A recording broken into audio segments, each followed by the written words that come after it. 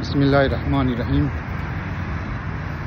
اونهایی که در حسد مبتلا میشه و که دیگه حسد مونه، فکتورز چی و دلایل چی یا عوامل چی بسیار زیاد است. یکی از کلانترین فکتور یکی آدم حسود او نااهل است، صلاحیت نداره، سست است، گفته ایرانیات تنبل است، ٹک است و چون خودش کار نمیتونه بس دیگر که میگن ترقی مونه یا دیگر که میگن پیشرفت در مختلف مراحل زندگی، خاصا اگر او تو شخصی را که چی حسد مونه او از فیلد شم تعلق داشته باشه خو ویلایه اونجا بس این حسد خوره در مختلف طریقه ها نشان میده.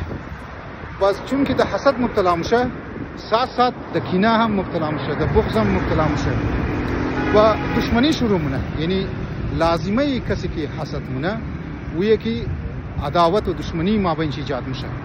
وقتی که عداوت و دشمنی ایجاد شد پس از او بعد او کوشش نکه در مختلف جاها همو بیچاره را که حسد مونه او را ضربه بزنه، اذیت کنه شیره، روحی تنشن بیده شیره و حتی جسمی هم میدونه که شیره تنشن بیده. و مومن تاریخ توق منی که داستان ها هست که بعض یک دیگه که حسد کده باقاعده کشته. لذا یک خطرناک بیماری است، انسان از خدا پناه بخواهد. روایات هم بسیار زیاد مذمت کده، یکی از گناهان کبیره است. پروردگار عالم مور ازی صفات رزیله و ازی صفت رزیله محفوظ بیله. السلام علیکم و رحمت الله و برکاته.